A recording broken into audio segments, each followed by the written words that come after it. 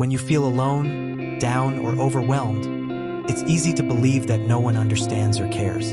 But let me remind you, God sees you, He knows your pain, and He is closer to you than you think. The Bible tells us in Psalm 34 verse 18, "The Lord is close to the brokenhearted and saves those who are crushed in spirit."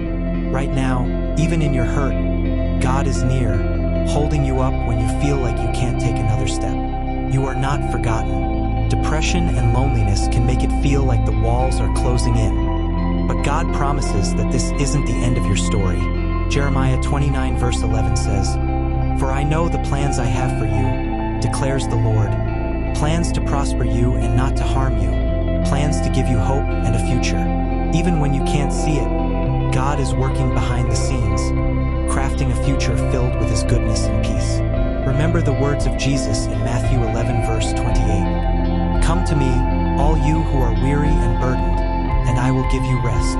Lay your struggles at His feet." You don't have to carry the weight of your emotions or circumstances alone. Jesus came so that we could have life and have it abundantly, John 10 verse 10. That abundance isn't about having everything go perfectly, but about finding peace, comfort, and hope in His presence.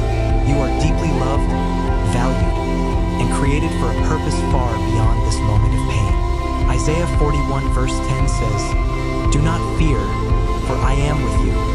Do not be dismayed, for I am your God. I will strengthen you and help you.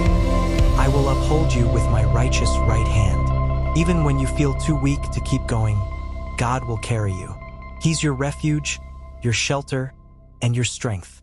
Take one step at a time. Pray, even if it's just whispering, "God, help me." Dive into His Word, and let the promises of Scripture remind you that your pain is not permanent, and your life still holds meaning. Reach out to someone you trust for support. You don't have to fight this battle alone. This moment of hurt does not define you.